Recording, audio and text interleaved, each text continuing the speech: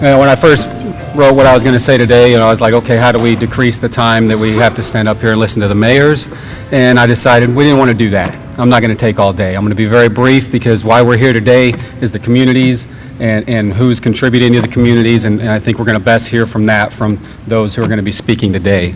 As a representative of Papillion Sanitation, I definitely want to extend a sincere gratitude to the Chamber and especially to the communities for allowing us the opportunity to safely handle all of the waste and recycling needs of the area. We'll never waver in our commitment of remaining the safest waste and recycling hauler in the community, because there's nothing more important to us than to keeping the streets safe and providing a superior service.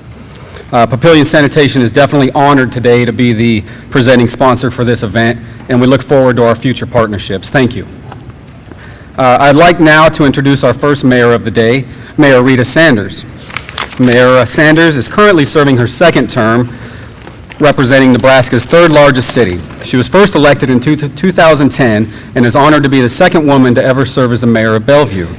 Prior to taking office, Mayor Sanders and her husband Rick raised their children in Bellevue and followed their dream of developing, owning, and operating a business when Richmont Village opened in 2000. Mayor Sanders has stressed her priorities to public safety, economic development, community enhancement, and support of Offutt Air Force Base through her tenure as mayor, and she continues to make strides today. Mayor Sanders serves on numerous committees and commissions for the betterment of the Bellevue community. She currently serves as the chair of the board of the Metropolitan Area Planning Association, and she's been appointed by the governor to serve on the Commission on Military and Veterans Affairs and the Nebraska Crime Commission. In addition, she's recently been invited to serve on the advisory committee for the U.S. Global Leadership Coalition. Please welcome Bellevue Mayor Rita Sanders. Good afternoon. Thank you, Mike, and thank you, Bellevue Chamber of Commerce and the Bellevue Public School for hosting this afternoon. It is clear to me that it is the people of our community that make Bellevue such a great place to live, work, raise a family, attend school, and play. The sense of civic responsibility and patriotism in Bellevue is very high, and it is why Bellevue is such a special place. I have been fortunate over the years to meet and get to know wonderful men and women from our armed services that have served Offutt Air Force Base. It is refreshing to hear how much they love Bellevue area, and most of them choose to retire and stay here. I was looking over here at someone that we know that retired and stay here. Thank you. I take great pleasure in reporting that the state of Bellevue is strong. However, that does not mean that our work here is done. I feel very confident we are in the direction that the city is heading in is very positive. The leadership of our city, Administrator Joe Mangiamelli, and our management team. The city is on track to meet its 2017 fiscal year budget, and the full year forecast indicates that the city will stay safely within its budgetary appropriation again this year. Bellevue has a budget of just about $84 million, and it is broken down generally like this. $22 million geared towards public safety, that's police and fire, $16 million aimed towards the street and public works department, $12 million toward the wastewater department, trash, $16 million parks, recreation, library, $18 million in general public facilities. Our finance director wanted me to make sure I pointed out that included in the numbers are $25 million worth of capital improvement projects and $10 million in debt service. We also are working hard to scrutinize any bonding decisions to ensure that the value proposed amenities to the community are well worth the cost of the long-term debt. I am also pleased to report that property valuations for 2016 were up 4%, which gives the city a little boost after years of stagnation. There are many great things going on throughout the city of Bellevue, and I would like to spend a few moments highlighting a few accomplishments that are very important to me in the areas of public safety, economic development, community enhancement, and the support of Offutt Air Force Base. Public safety. Citizens in the city of Bellevue feel safe and secure, and we thank the brave men and women of the Bellevue Police and Fire Department. The police department currently has 95 sworn men and women protecting and serving the Bellevue community 24 hours a day, 7 days a week. It has been 8 years since the Bellevue Fire Department started transitioning from an all-volunteer department to a full-time career department, which currently employs 71 part-time firefighters, 54 full-time sworn firefighters, and 8 civilian employees. Although faced with budget constraints, we have continued to make strides in the effort to improve response times, streamline process to provide services in the most effective, efficient means possible. We thank the men and women of the police and fire department for their dedicated service to our community, and I pledge to the citizens of Bellevue that public safety will continue to be one of my top priorities. Economic development. Economic development has been a top priority and will continue to be at our forefront because we realize that it is essential for the future of our city. Enhancing our economic vitality is a key component to the City of Bellevue's mission statement. We have made great strides over the past few years. I pledge that we will continue to promote the fact that Bellevue is open for business. We continue to partner with the Bellevue Chamber, Sarpy County Economic Development to attract business. We need to continue to be a player in this process and not stand on the sidelines and wait for business to come to us. We've participated in Nebraska's first Economic Development Summit, which was hosted by Governor Pete Ricketts and the Nebraska Department of Economic Development. We've celebrated the opening of a new state-of-the-art Beardmore Event Center, which will give us the opportunity to showcase our city to visitors who attend business conferences, wedding celebration, military events, and this weekend hosted over 200 visitors from China for the Berkshire Hathaway meeting. We've completed the Old Town Vision Plan, and we've started working with Envision Realty on the marketing and the plans for the future of the redevelopment of the city's property on Mission Avenue. The LB 840 Committee is promoting and planning for new development on the Highway 34 Corridor District, which runs from the Missouri River to south of Highway 75 to Offutt Air Force Base, working with Sarpy EDC on a shovel-ready site. This is one of our key development areas, and we will continue to work on attracting new business and capital investments, which will help the city broaden our tax base and generate new employment in the area. We continue to support and promote commercial development projects, some of the hot areas of the city, including Corwin Toyota at Kennedy Town Center, Great Southern Bank at the Cornhusker Point, Blue Buffalo expansion at Wolf Creek, and Richmont Point 2 on Fort Crook Road in Cornhusker. While we realize that economic development is an ongoing process, our efforts have not gone unnoticed. I am very proud that Bellevue was named 2016 Economic Development Community of the Year by the Nebraska Diplomats. Community enhancement. The second stage of our American Heroes Park project, including the pier, walking trail, and the paving of parking lots, have been completed and open to the public. We are currently working on an interlocal agreement with Plattsmouth and other entities that will provide a walking bike trail over the Platte River, connecting our neighbors to the south. We opened Bellevue's first splash pad at Banner Park, and the design for a pool rehab and enhancements have started at Cascio and Gilbert Pool. We've worked with Bellevue Public School and the state delegation on legislative bills that change school boundaries. This has been a key component to encourage residential development in the southwest area of Bellevue, which contributed to the planning department approving over 200 single-family residential lots, and another 420 lots are currently in review and in the approval process. The city council received an overview of the completed facilities assessment study for the Bellevue Public Library. This study detailed the growing needs of our community and presented some ideas for the next steps in this process. I feel that it is the I feel this needs to be a project priority for Bellevue. We work with Green Bellevue and other community groups to increase recycling efforts and the pay-as-you-throw program, sending less of our trash to the landfill in David City. We've also planted trees throughout the city, along with other actions that will take, protect, and enhance our environment for future generations. Offutt Air Force Base. We appreciate and understand the importance of the $1.3 billion economic impact Offutt Air Force Base has on our community. It is important that we continue to value and support the men and women that serve our country and the sacrifice they make. I have lobbied the federal delegation to support levees and the runway improvements. I talked with NRD yesterday, and the federal permits for the levees are anticipated to be issued this fall, with construction scheduled to begin in the spring of 2018. We have traveled to Washington, D.C. to support potential new missions at Offutt Air Force Base as well.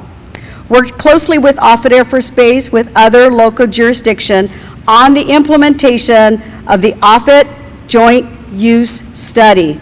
This study is designed to help protect the current missions at Offutt through land use controls that reduce conflicts between local development and the base, which is a positive factor when new missions are being considered. We are proud to be the home of Nebraska's Veterans Day Parade, and we will continue to support and assist the Bellevue Chamber of Commerce with the great tribute to our veterans and our men and women. We also assist the Bellevue Offutt Kiwanis in the Air to Aerospace Parade, another great community event with our military families.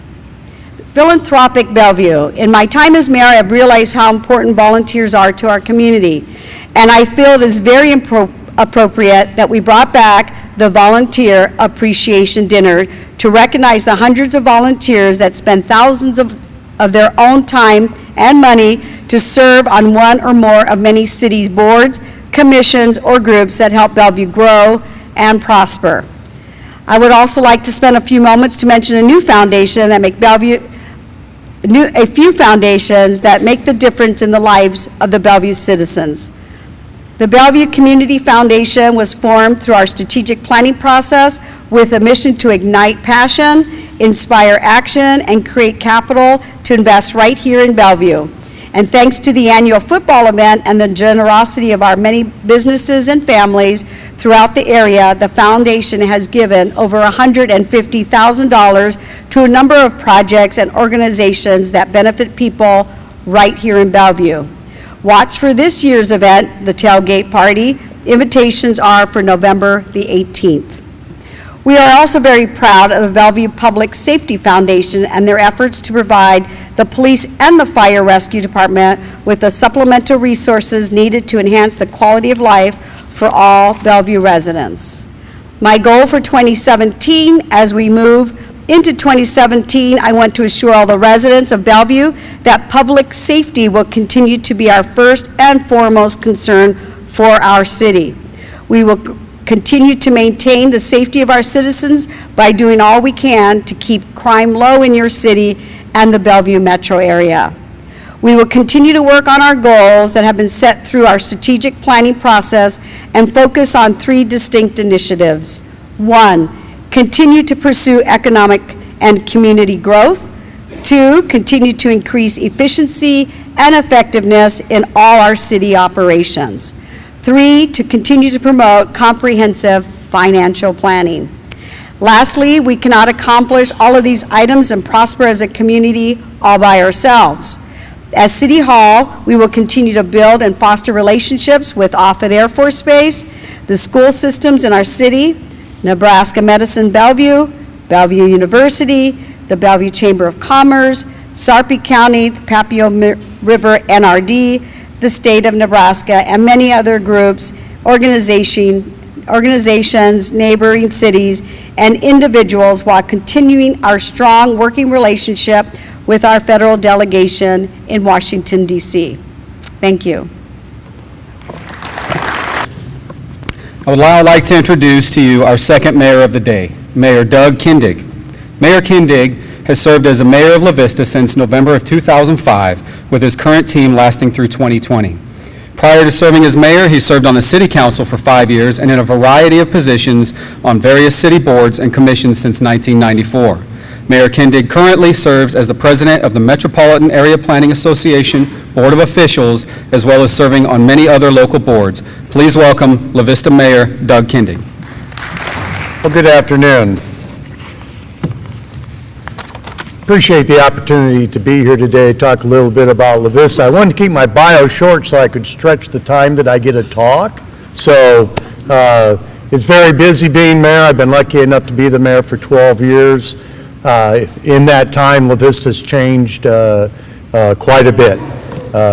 We are still the youngest first-class city in the state of Nebraska, but we face some unique challenges compared to some of the other cities. La Vista's landlocked. We have interlocal agreements with Gretna, Papillion, Bellevue, and as long as the big dog to the north stays on their side of Harrison Street, Omaha. So even though we still have room for growth, we have to be very careful in what we allow into our city to make sure it's the right project for our citizens and really for the long-term financial good of the city. But we have a lot of redevelopment projects, and I'm going to touch on them, one of them in just a little bit.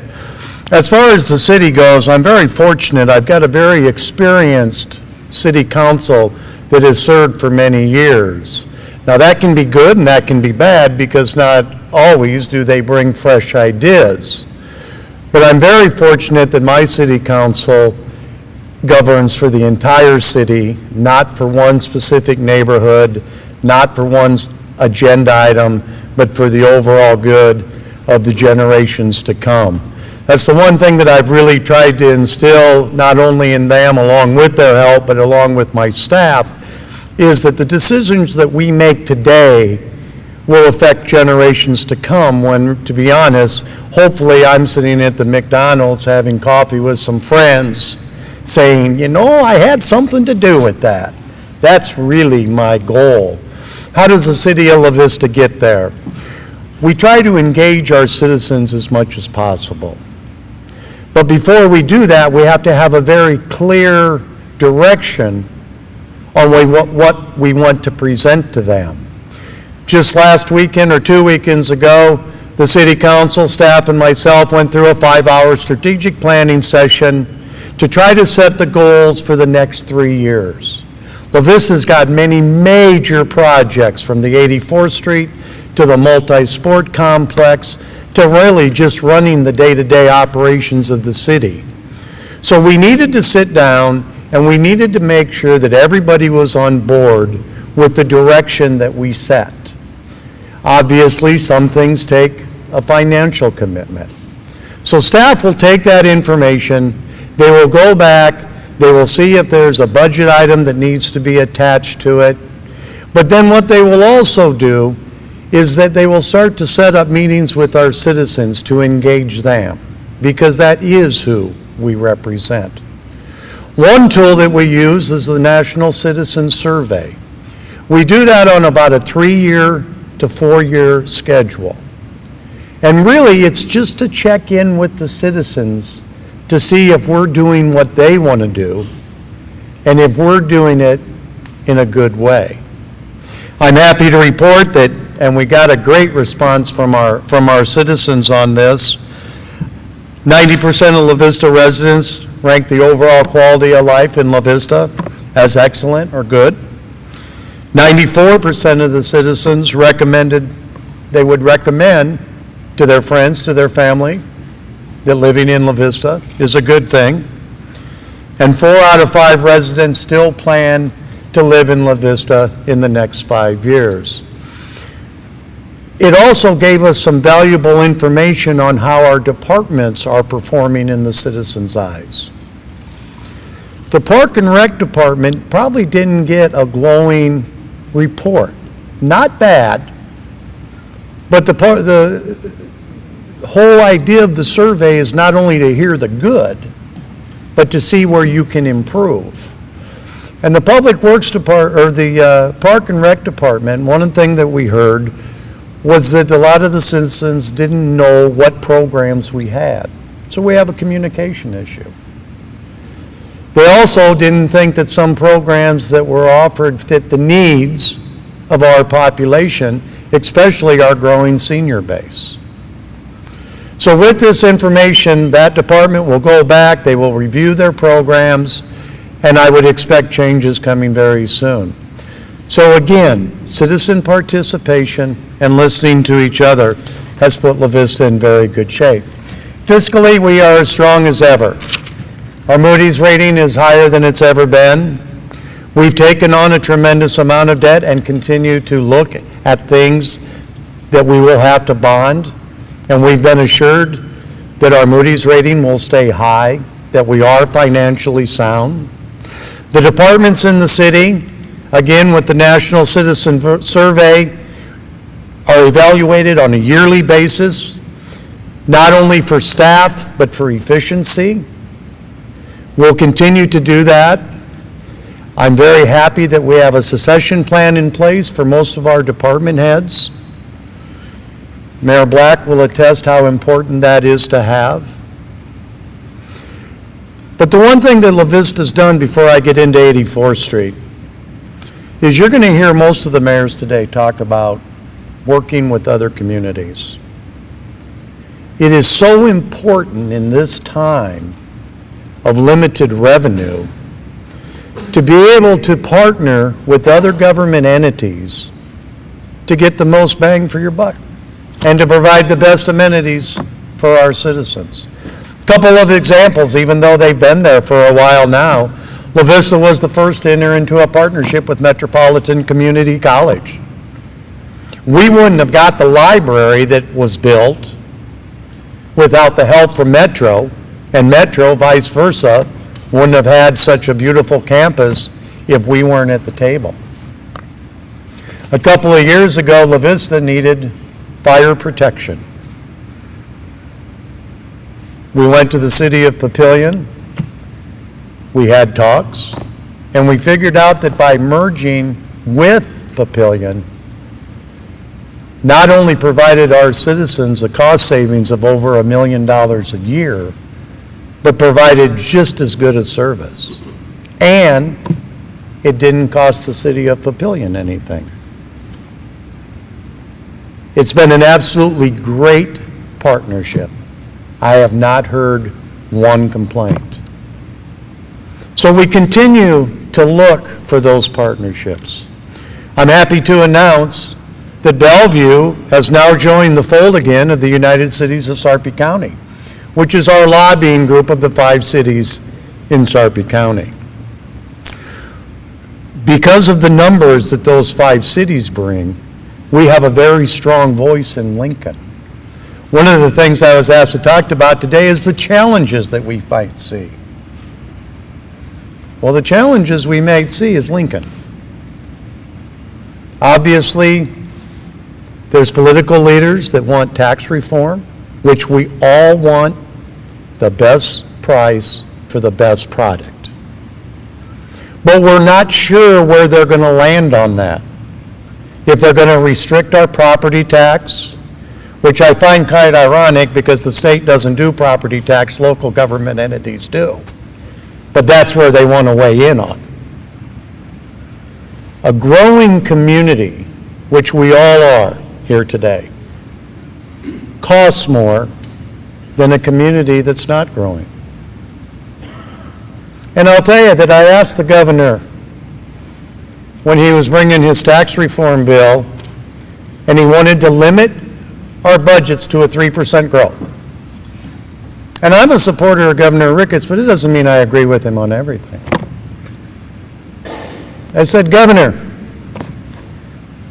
when you were starting your business and TD Ameritrade was going right up here, which a lot of our cities are doing, did you hold your growth to 3%? I didn't get an answer, which was a good enough answer. So the challenges that I see is a stable revenue source.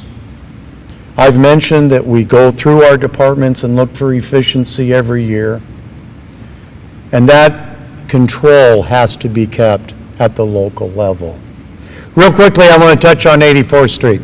I was going to the lunch line, I walked by a table right here. And they said, is that going to be on 84th? And you said, yeah, 84th and Giles. And you said, wow, that's crazy.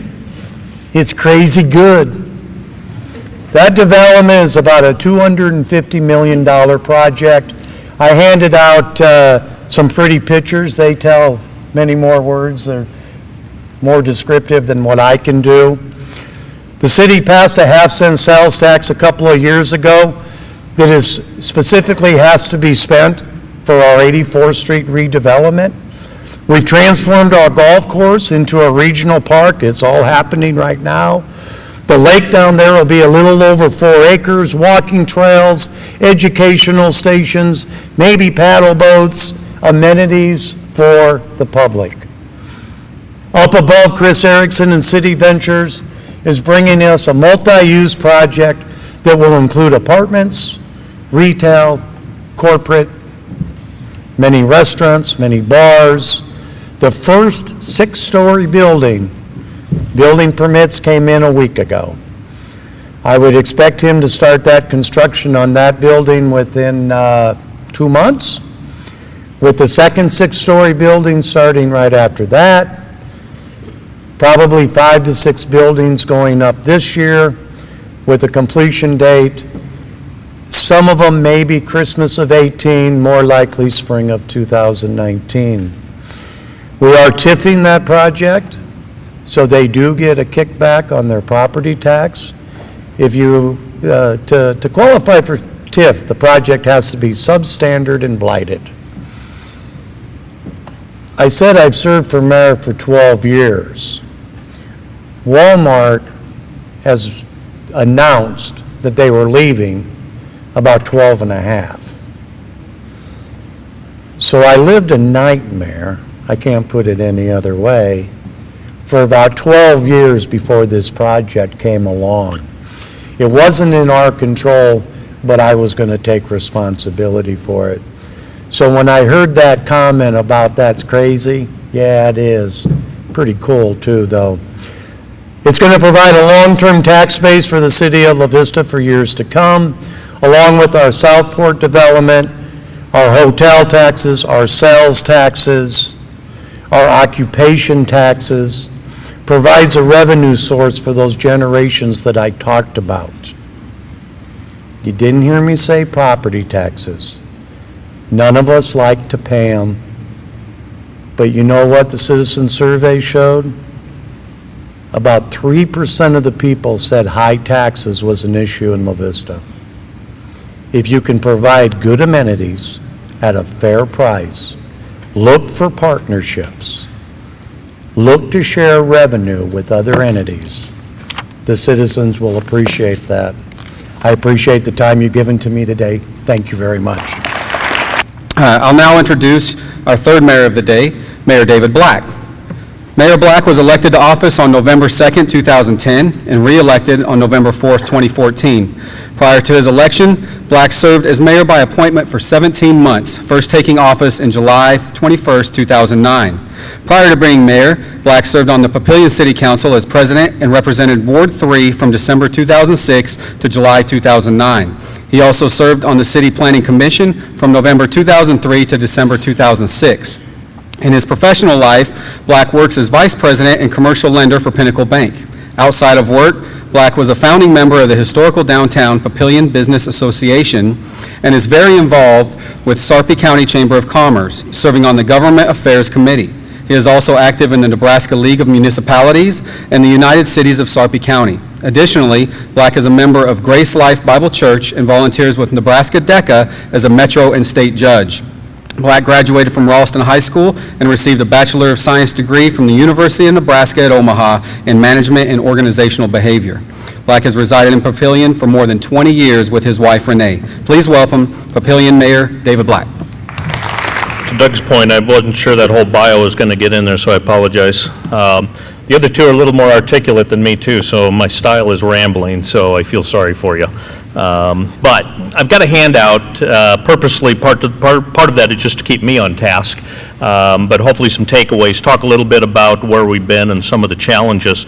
The couple of things of perspective, and both Rita and Doug hit on it a little bit. There's a lot more cooperation starting to go on than I think people are used to seeing down here. Historically, Sarpy's had maybe a little bit of a reputation over the decades of maybe some dysfunction. Cities fight amongst each other, city-county fights, a lot of that type of thing, some territorialism. I'll explain. I explained to some senators one time that Sarpy County is really unique in the entire state of Nebraska. It takes 8 hours to travel across Nebraska. From Papillion to Chadron, it's farther than Papillion to St. Louis. To give you a perspective of how big this state is, Sarpy County is the smallest county in the entire state. And we probably are the fastest growing. We have 5 cities in Sarpy County. You'll be hard pressed to find another county that has more than 5 cities. So the way I explained it to the senators is we're a big family that lives in a really small house. Most of the time we love each other, and once in a while we'll fight pretty hard. And on that fight point, Doug and I talk about this a lot. When it comes to economic development and wins, and I think all the cities in Sarpy County have that feeling, we want to compete really hard. I want Papillion to win every single time. So will I compete against Doug and Bellevue? Absolutely. But I think we've also all got the attitude, if we lose, we want to lose to our neighbor. So I think you're starting to see that a lot more about developing Sarpy as a brand, regionalism within Sarpy, all of us playing together, and I think that's really become healthy in the last 10 years, and we're really starting to see the benefit of that. And on that note, Jim, I just want to thank the Bellevue Chamber. I think this is a sign of some of that regional cooperation, so thank you very much for that. The picture on the top slide, it's a very purposeful picture, and I could probably spend an hour just on that picture, but that really is our brand. We're facing some very tremendous growth. It's not unrealistic that in the next 33 years, 2050, which is a MAPA study, Papillion could be a community of 70 to 90,000. We're 18,000 inside city limits today, and about 30,000 when you bring in our SIDs. So basically in the next 30 years, triple population. We've already doubled population the last 10 years. And so one of the things we struggle with is what's unique about Papillion, and we've got that little mantra of small town feel, but we're doing a lot of purposeful work, strategic planning around what does that really mean. And that picture really does represent that, and that's almost become part of our brand and decision-making process is what's the impact of that picture. And I think it's really evident in this group, because if you think of the strongest downtown and probably one of the nicest ones in the state, it's in Plattsmouth. You guys have a really unique downtown, and that's a key part of your identity. La Vista has no downtown, and they're spending $200 million to try to get one. We have one. And so those bookends really showed us the importance of our downtown and why we focused a lot on downtown and reinvested. We've done a lot of work the last 6-7 years on downtown. We've created an overlay district to try to identify and protect it from some zoning, prevent some changes, because one of the disasters would be if you come to downtown Papillion and the buildings are gone and you see a CVS or a McDonald's. We would have destroyed that picture. So we've done some things to try to protect that. We've done a lot of work with streetscapes and small investments from the government side. But one of the things we've just seen in the last 5 years now with that momentum, the private industry is now starting to come in and has bought into what we're doing downtown. We've got a lot of small businesses that have opened, and in probably the last 3 to 4 years, the private industries have actually come and started to buy some buildings and make very significant investments down there. I think in the last 4 years, there's probably been about 5 buildings that have been bought and enhanced, and so that's a real private dollars going into the downtown. So the downtown's core is very, very strong. I mentioned that we doubled population the last 10 years, maybe 12 years. You go back 12 years and beyond, Papillion was a bedroom community. You lived there. You didn't do anything else there. You went somewhere else for anything. The last 10 to 12 years has taken care of that. If you think of live, work, and play, you can now live and play there. You can go, I don't need to leave Papillion to go shopping, go to restaurants, have fun things to do. The piece we're now missing is daytime employment, professional daytime employment, and that's what we see as probably the next 10 years, is adding the professional daytime component to that live, work, and play. Each of the others have hit a little bit on the finances, so I'll talk about that briefly. 12 years ago, again in that transition, we were 100% dependent on property tax. In the last 10 years, because that play component has been added, we now get sales tax. Sales tax now exceeds property tax in Papillion. And so we've removed from a property tax dependency to a good mix of the two.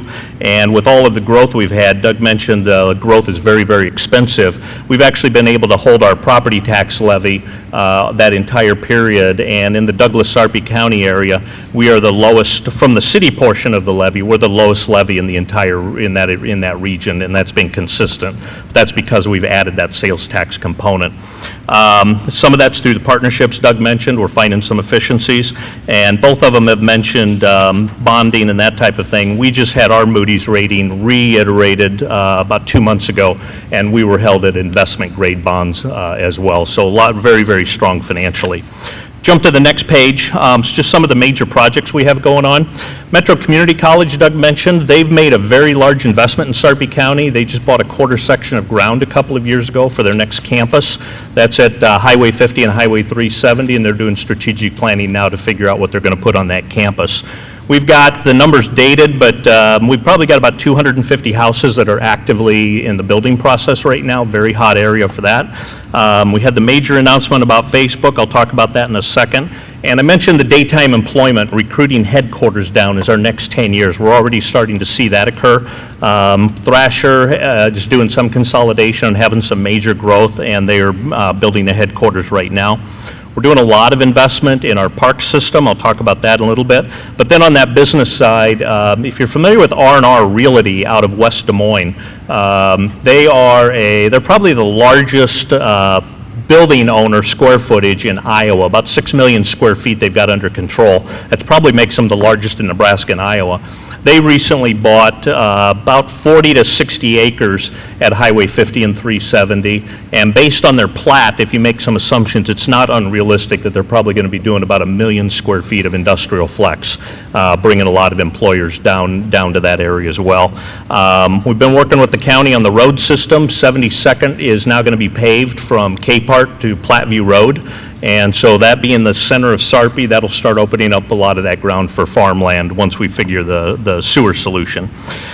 I mentioned a lot of the development, the map with the pictures and the colors, all that's trying to represent, the line down the middle going east to west is Highway 370. The diagonal line up in the corner is I-80. So basically your reference there is I-80 to about 90th Street along the 370 corridor. Each of the colored blocks is a current active development that is public.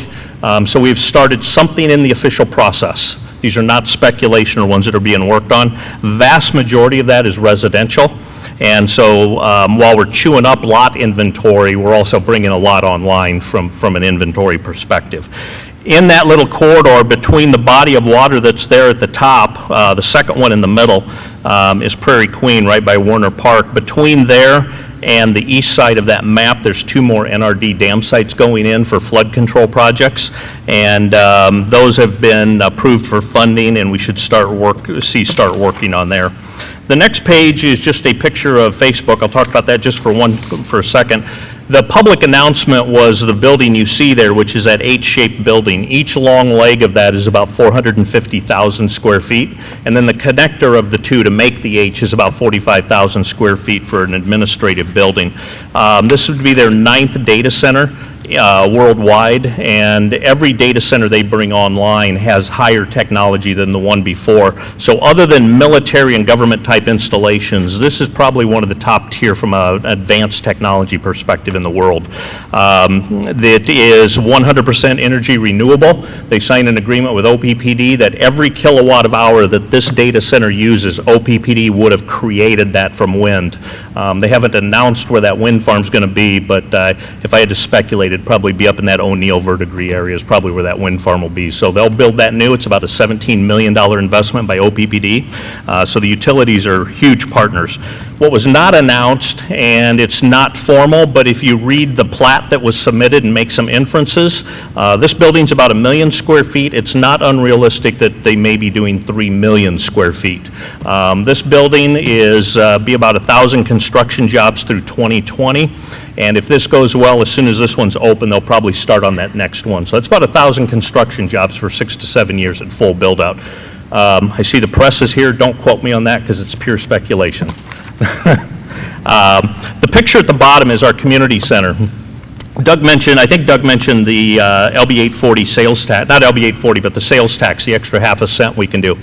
We had in our comprehensive plan for the last 20 years, the community was saying we needed a community center, but we didn't want to raise property taxes to pay for that, and so we didn't build one. But the legislature gave us new authority for a half-cent sales tax. We spent 2 years studying that with a large group amongst the community, and after about 2 years of study, we put it on the ballot, and the community did approve that. And so with that, we acquired some more park ground, which you see down there, and we are in the midst right now of final design for about a 200,000 square foot community center, making sure it meets all needs of the community from a little kid to a senior, active and inactive. The contractor right now is finalizing pricing. If it comes within budget, that should go to City Council in August for a final contract and then start construction. So I'm crossing my fingers on the budget numbers. I think our target's about $35 million on the building is what we're hoping for. Then just a few of our challenges. Doug mentioned Lincoln. Lincoln, Nebraska is a very strange state. Not only is Sarpy County a strange place, Nebraska is a strange place. The idea of local control does not exist in Nebraska. There's a thing called Dillon's Law. Most of the states in the United States, a local municipality can do anything it wants unless the legislature tells them they can't. Nebraska flipped that upside down. We can't do anything unless the legislature gives us permission to do it. It's called enabling legislation. Where that's dangerous, to Doug's point of Lincoln is one of our biggest challenges. 49 senators, there's probably 2 or 3 that have ever had local elected experience. So we've got 46 of 49 senators down in Lincoln making decisions, and they have no clue what they're doing to us. So somebody might say, why do 5 cities have a lobbying group? We got to protect ourselves from Lincoln. But we're very well respected down there. So again, thank you, Bellevue, for rejoining, because it gives us a lot of credibility down there. The ridge line for sewer is a major issue, and the United Cities was the driver behind solving that. And this legislative session, we had a huge win. If you go south of Capehart Road, there's not much sewer infrastructure, and that's why there's no development south of Capehart Road. Major project. What's the price tag on that study, Doug? I don't know. It's a big number. More than any of us can afford. But we had some legislation that was approved that gives us authority to come together, and all of the cities in the county now have come together. We've got a draft of an interlocal agreement, and the legislature gave us some new authority that we'll be taking advantage of. So hopefully sooner than later, you'll be seeing sewer south of that ridge line and open that up for development for the next generation. School boundary issues are a big issue. We're starting to push the bounds of where the schools can serve. So from Papillion's perspective, we start crossing between Papillion, La Vista schools and Springfield Platteview schools. And so we're working with both of those entities to make sure they understand our growth pattern so then they can decide where the schools go. We're not as big as what name is on that school. I don't care which school district has it, as long as we have a development, there's a school there to serve it.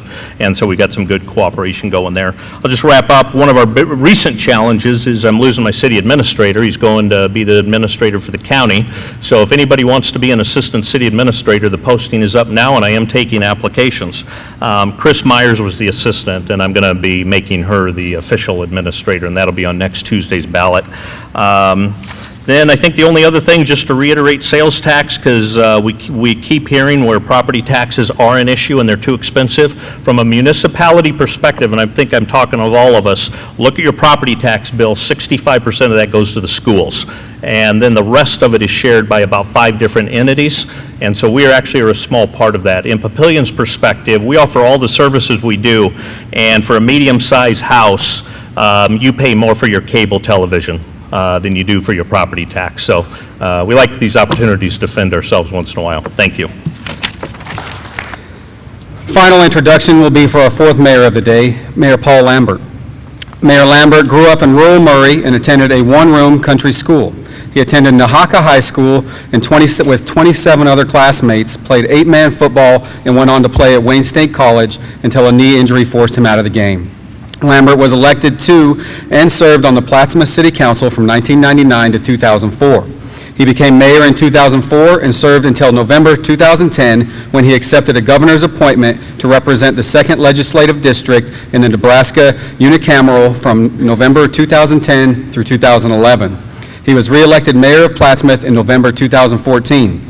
Most of his adult career has been in sales, including considerable time with Firestone, Goodyear, and Michelin. He's currently employed by Jeff Henry Chevrolet in Plattsmouth as the business development manager.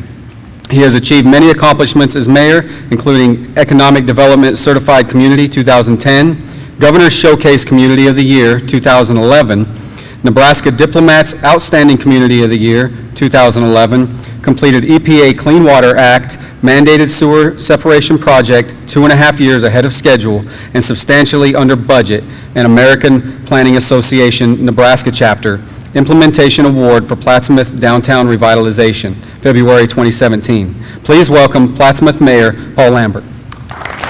Good afternoon, everyone. First, I'd like to thank the Bellevue Chamber, Papillion Sanitation, everyone involved in today and giving me the opportunity to be here. I truly appreciate it.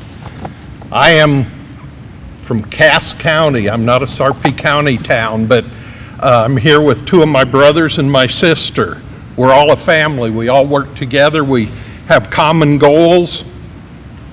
And sometimes there's differences. Fortunately, I'm far enough away, I don't see a lot of them. But to work together because we've got a common cause. You've heard here, keep taxes at a reasonable rate.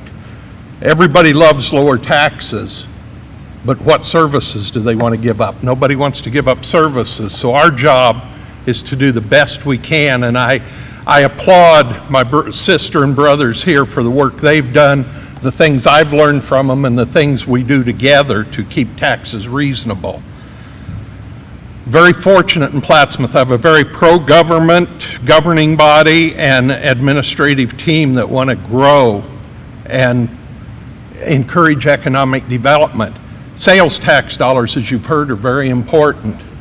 When I took office, 78% of our sales tax dollars to the citizens of Plattsmouth went out of Plattsmouth, retail leakage.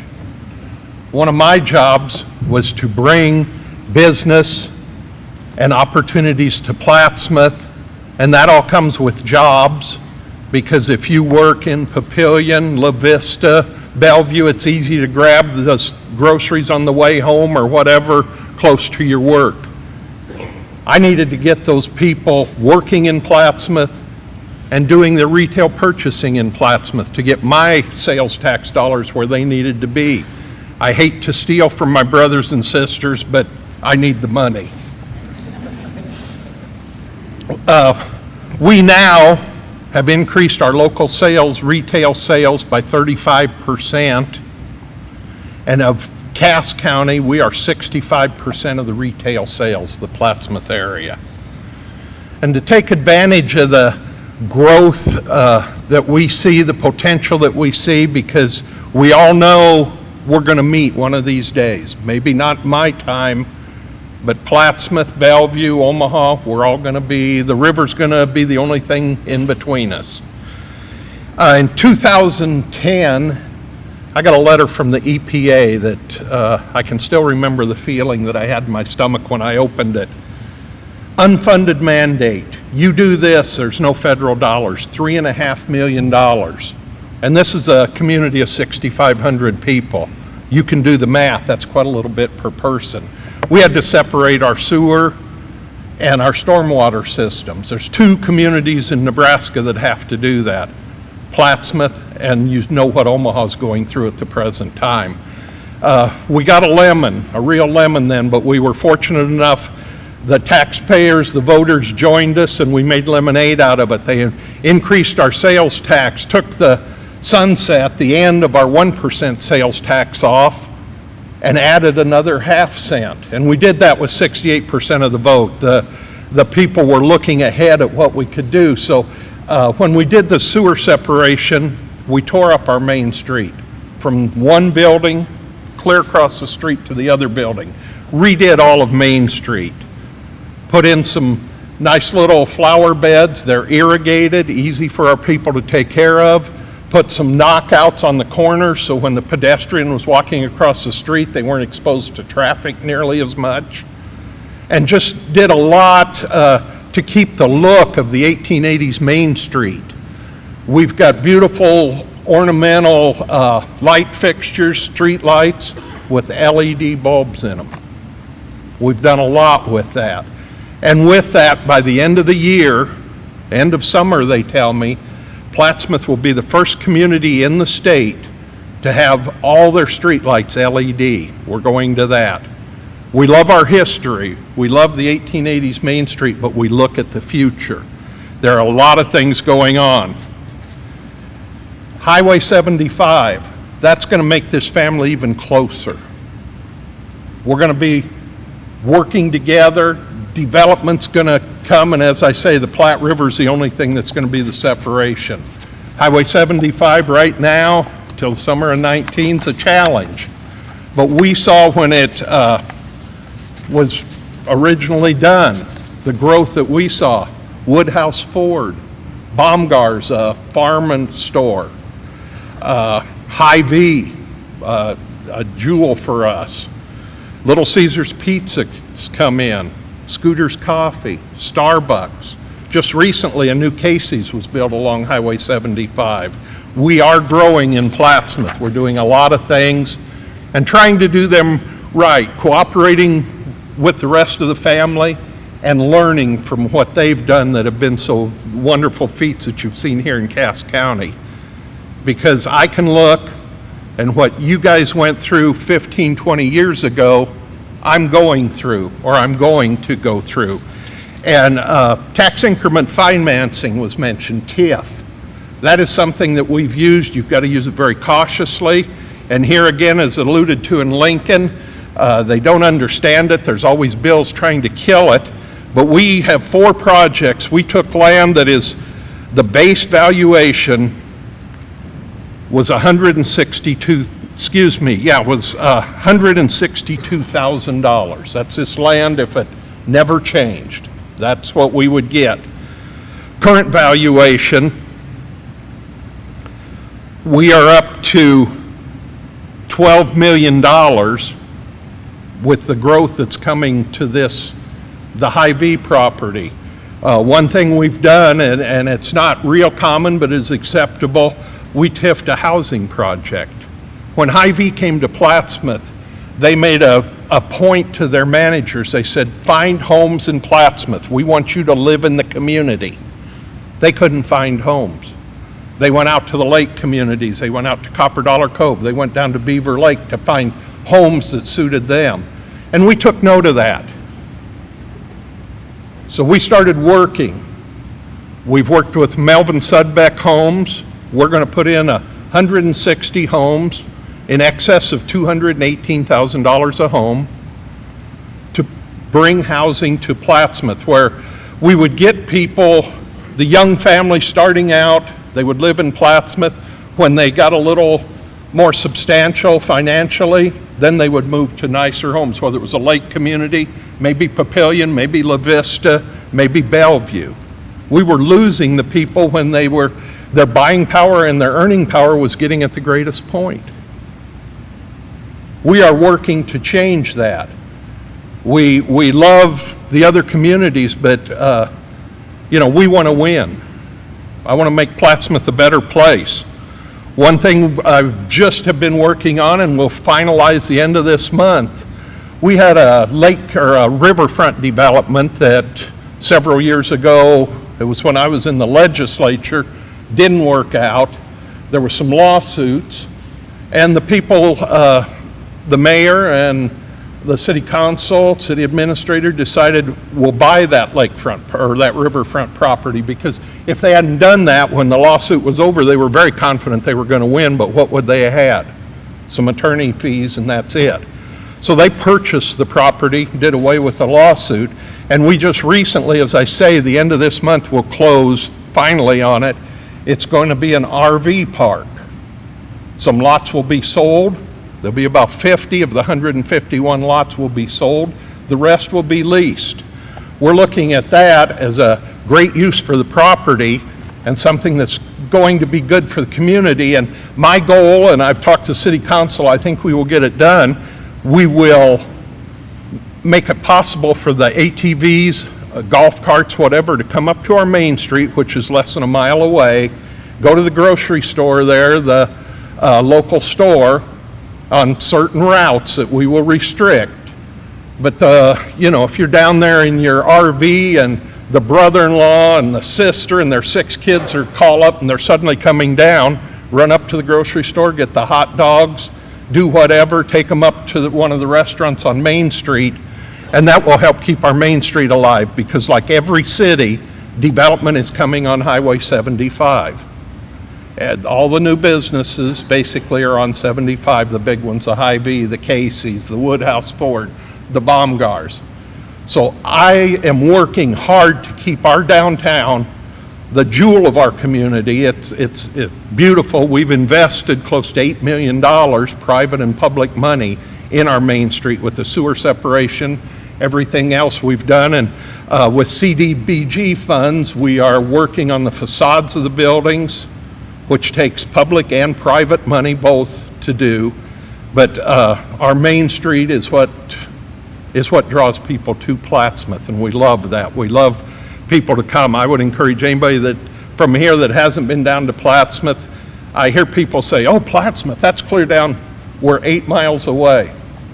If you hit Highway 75 at the right time, it's probably 10 minutes, I'll say that. But after the summer of 19, it'll be a quick trip. We do a lot to help people come to Plattsmouth, enjoy our community, but we want people to come and stay, and we're creating more jobs. As I was talking about TIF and the valuation, which is important, with that, we've been able to create a large number of jobs. There's over 200 full-time jobs and nearly 400 part-time jobs. This is important, as I said, to keep people in Plattsmouth, but one of the effects of it that really made me feel good was our young high school children that are looking for jobs. They had to drive Bellevue, Omaha, Papillion, La Vista to work. These are young, inexperienced drivers. Right now, I can keep them in Plattsmouth, keep them safer, and they can still have a part-time job and fulfill what they want to do.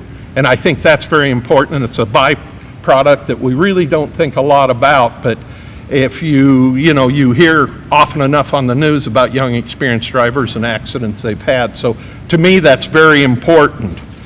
As a community certified by the Nebraska Department of Economic Development, we're a certified ready for economic development community, and that gets us the CDBG funds. That's Community Development Block Grant Fund, CDBG. And we get into the DED's downtown renovation program. In just facade improvement, we have over $1 million of public and private money in that to improve our downtown. And one of the downtown buildings had sat empty for 10 years. And anyone in elected office has heard we had made plans for it. Well, you can't do that. We got to save it for retail. Well, we saved it 10 years. What do we do? It's time for something to be done. Working with the property owner, the city got involved, and Southeast Community College, which at Platte River does break off Metro from Southeast, we were able to get Southeast to put in a learning center, which has been a tremendous asset to the community. It opened last October. But we have a community college, and there again, some of the young people that want to take classes, whether it's a trades class or want to get a couple years of college credit before they go to a university, this gives them the opportunity. And I'm very proud of that. We're making it possible for people to grow up, live, and stay in Plattsmouth. For several years, our Keno we had watched it drop, our revenue, and I take, that's important to me because Keno revenue helps pay the bond for our community center. We have a great community center. It's about 8 years old now. Tremendous place. The top floor part of it is for our seniors, and I'm always impressed when I go in there. We'll have maybe 60 seniors, which for Plattsmouth is a good number, drinking coffee. Our Meals on Wheels operation works out of there, so the kitchen, they keep busy. They serve lunch to the seniors. There's pinochle tournaments, bridge tournaments. It really adds to the quality of life of our seniors in Plattsmouth. And so it was very important that we keep Keno functioning so that we can keep the bond payment there rather than taking it out of general fund. We changed Keno operators. The people that had the restaurant there left, and we've got DJ's Dugout and a tremendous Keno operator, and those revenues are back where they should be and really helping the community. We've engaged in discussions with MAPPA. As Mayor Sanders said, we're going to make it where you can bike to Plattsmouth. And I look forward to that. I see what they do over on the Iowa side, and I think Plattsmouth can be just the same destination and get people out where they can walk, where they can bike, and there again, just add to the quality of life for everyone. And our chamber has several events that we put on with the help of Bellevue Chamber.